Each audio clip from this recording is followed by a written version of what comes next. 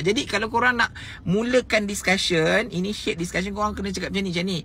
Awak, gaji saya 3,000. Gaji awak pun 3,000. Okey, gaji saya akan bayar rumah, sesemua yang wajib-wajib tu. Tapi berdasarkan gaji saya mampu sewa rumah sebelum sewa rumah besar ni, sekian-sekian ni je. Sebab gaji saya nak bayar semua benda.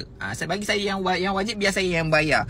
Tengok dia okey ke tak. Kalau dia offer macam tak apalah, kecil sangat rumah tu, tak apa kita sewa, tak apalah 50-50 dengan I. Jangan. Sebab hidup yang bagi tahu ada turun naiknya. Time bahagia, tak apalah saya tolong awak. Nanti time dia dah susah, dia kata apa tau? Saya dah tolong awak gini. Jangan, bahaya. Sebab tu sentiasa amalkan apa benda yang wajib berdasarkan gaji kita, berdasarkan gaji engkau seorang. Tak apa. Tengok dia mampu, dia sanggup ke tak. Kalau dia cinta mati engkau, dia sanggup dik. Kalau dia cinta mati engkau, dia sanggup. Tapi provided korang kenalah juga berusaha ada improvement dalam kehidupan. Sebab itulah apa makna suruh korang cari duit lebih. Kan aku cari duit lebih, korang kata salah ke work life balance? Muda-muda lah cari duit lebih.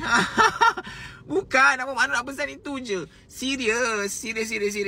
So kesimpulan dia nak bagi tahu memang betul. Lantaklah walaupun pahit dia dengar, kalau poket nipis, tak payah work life balance lagi. Biar bergerak, bersusah-susah dahulu. Nanti bersenang-senang kemudian insya-Allah. Okey, hidup bercinta tak sama dengan hidup rumah tangga dik.